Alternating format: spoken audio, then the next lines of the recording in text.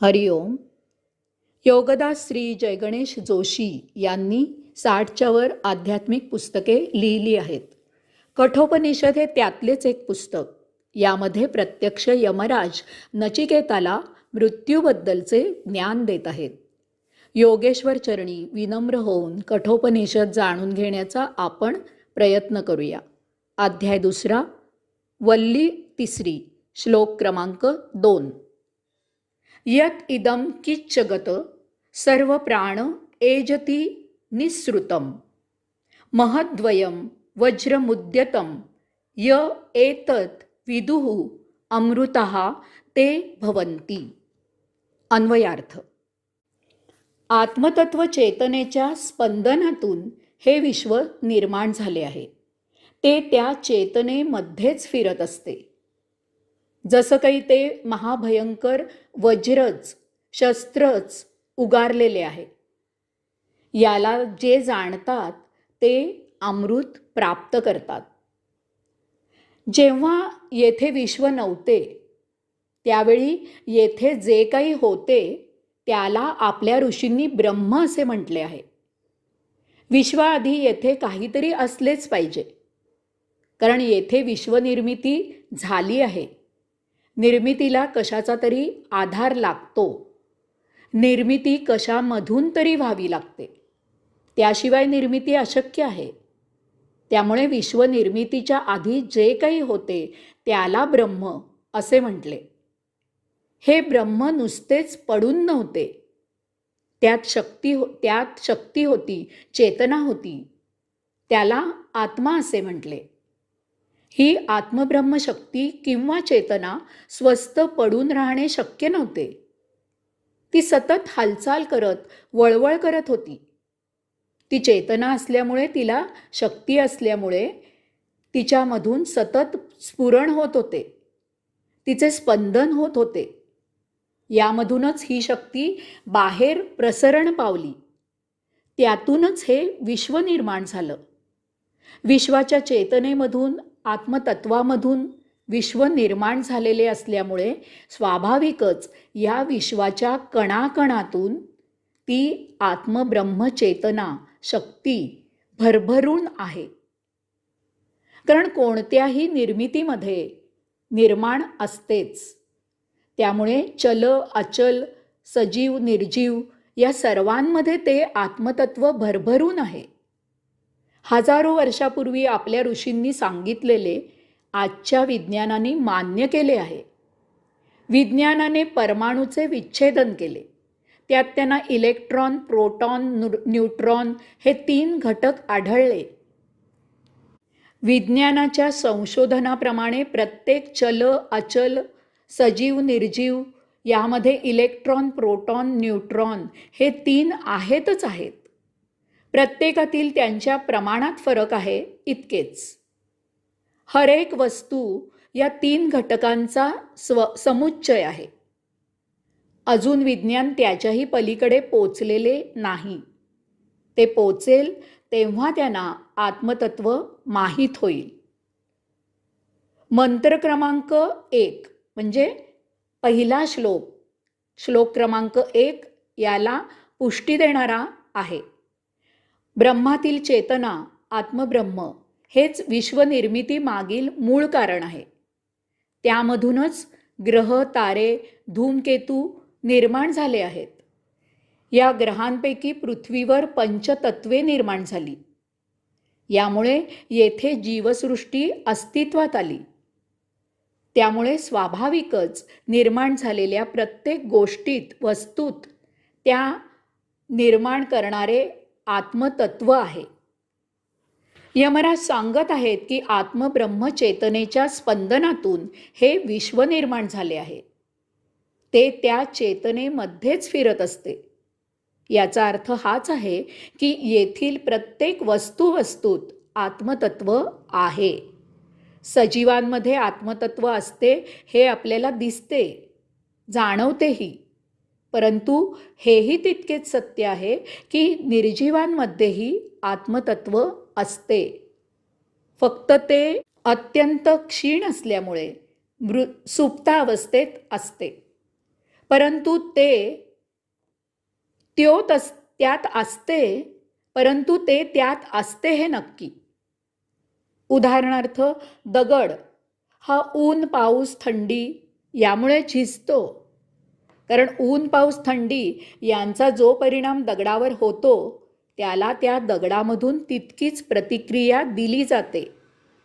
कोणत्याही क्रियेला प्रतिक्रिया दिली जाते याचाच अर्थ ती प्रतिक्रिया देणारी शक्ती, चेतना त्या वस्तूत असते. त्याचप्रमाणे ती प्रतिक्रिया देणारी शक्ती दगडात असते. ती शक्ती म्हणजेच ती चेतना, आत्मतत्व असते. जर दगडात आत्मतत्व नसते तर ऊन पाऊस थंडी याचा दगडावर काहीही परिणाम झाला नसता. परिणाम एकतर्फी नसतो, ती दुहेरी क्रिया असते. सजीव त्याच्यावर होणाऱ्या क्रियेला प्रचंड प्रतिक्रिया देतो. यामुळे त्याची शक्ती लय पावते. यामुळे आयुष्य लवकर संपते. निर्जीवात मुळातच शक्ती क्षीण असते, त्यामुळे प्रतिक्रियेत ती लवकर संपत नाही. यामुळे निर्जीव भरपूर जगतात. निर्जीवात जन्म होऊन आयुष्य जगायला लागणे किती भयावह आहे याचा कर्म करताना ज्याचा त्यांनी विचार करावा. यमराज सांगत आहेत की आत्मब्रह्म चेतनेच्या स्पंदनातून हे विश्व निर्माण झाले आहे. ते त्या चेतनेमध्येच फिरत असते. येथे जगत असा शब्द वापरलेला आहे. जग या शब्दात गम हा धातू आहे. त्याचा अर्थ हलणे, हालचाल करणे, चळवळ करणे, गती घेणे असा आहे. विश्व आत्मतत्वामधून निर्माण झाले असल्यामुळे या जगताला आपोआप गती प्राप्त झालेली आहे. या गतीमुळे विश्व त्या चेतनेमध्ये सतत फिरत असते. ही चेतना जेव्हा वस्तूमधून दूर जाते तेव्हा त्या वस्तूमधील जडपणा पंचतत्वात विलीन होतो आणि आत्मतत्व परमात्मतत्वात विलीन होते. पृथ्वी, आप, तेज, वायू आणि आकाश ही पंचतत्वे जडपणामुळे खाली असतात. आत्मतत्व सूक्ष्मपणामुळे वर निघून जाते. यामुळे आत्मतत्व वरच्या दिशेला असते. यास्तव मंत्र क्रमांक 1 म्हणजेच पहिला श्लोक, त्यामध्ये अश्वत्थ वृक्षाची मुळे उलट वरच्या दिशेला सांगितलेली आहेत. त्यामधून निर्माण होणारे जड खालच्या दिशेला त्या अश्वत्थ वृक्षाच्या शाखा, फांद्या आणि त्यांना आलेली फळे म्हणून सांगितली आहेत. याचा अर्थ आत्मतत्वाच्या गतीमधून पंचतत्वांमधील आवश्यक त्या वस्तूंना आकृष्ट करून घेऊन देह धारणा होते. जसे कुंभार चक्र जोरात फिरवतो, त्या चक्राला गती देतो आणि त्या गतीमुळे माती आकृष्ट होऊन ती माती त्या चक्राभोवती फिरू लागते. त्यामधून भांडी तयार होतात. रवीला जोरात फिरवून गती देऊन दह्या ताकातील सत्व आकृष्ट करून गोळा केले जाते. त्यालाच आपण लोणी म्हणतो. वीज निर्मिती गतीमधूनच निर्माण केली जाते. याचप्रमाणे या गतीमधून आत्मतत्वामुळेच विश्वात सर्व काही होत असते. तेव्हा यावरून जडाला किती किंमत द्यायची आणि ते निर्माण करणाऱ्या आत्मतत्वाला, त्या स्वला किती किंमत द्यायची ते ज्याचे त्याने ठरवावे. यमराज सांगत आहेत की ते आत्मतत्व म्हणजे जसं काही महाभयंकर वज्रच, शस्त्रच उगारलेलं आहे. याला जे जाणतात ते अमृत प्राप्त करतात. आपण मागील विवेचनात पाहिले की येथे सर्व काही आत्मतत्वामधून निर्माण झाले आहे आणि शेवटी ते त्याच्यातच विलय पावते. विश्वनिर्मिती आणि त्या निर्मितीची जोपासना यामागे एक शिस्त आहे, नियोजन आहे, व्यवस्थापन आहे. सर्व कसं एका ठराविक ठेक्यात चाललेलं आहे. सृष्टी जोपासली जावी म्हणून त्याची व्यवस्था एकमेकांवर लावून दिली आहे. आपले एक शरीर पाहिले तरी अचंबा वाटतो. इतकं गुंतागुंतीचं, परंतु तितकंच सुनियंत्रित यंत्र उत्पन्न करणं अशक्य आहे. या सर्वांमागे ती आत्मचेतना आहे. या आत्मचेतनेच्या व्यवस्थेचे विरुद्ध वर्तन केले तर महाभयंकर परिणामांना सामोरे जावे लागते. लहान मुलाला आई सांगते की असं वेड्यासारखं वागू नये. देवबाप्पा रागवतो. चांगलं वागावं म्हणून देवाची भीती घातली जाते. मोठ्यांनाही देवाच्या कोपाची भीती घातली जाते. कारण सृष्टी नियमाचे कायदे मोडले तर जीवन उद्ध्वस्त होतं. अशा व्यक्तीची नको हे जिणे अशी अवस्था होते.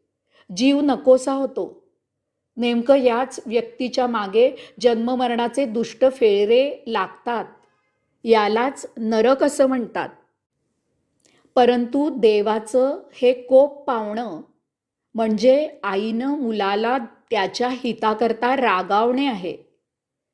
शिक्षकांनी विद्यार्थ्याला अभ्यास यावा म्हणून शिक्षा करण्यासारखं आहे. कारण सृष्टी नियम पाळले सांभाळले तरच हे जीवन सुजलाम सुफलाम होतं. माणूस प्रवाहाच्या विरुद्ध पोहायला जातो. त्यामुळे त्याची दमछाक होते. परंतु तो जर आत्मतत्वाच्या प्रवाहात स्वतःला झोकून देईल तर तेच आत्मतत्व त्याचा सांभाळ करतं. ही सृष्टी इतकी सुंदर आहे की अशाचं जीवन एक गाणं होऊन जातं. सौख्य प्राप्त होतं. सौख्य प्राप्त होईल अशा ठिकाणी त्याचा पुनर्जन्म होतो. यालाच स्वर्ग म्हणतात. हरिओम.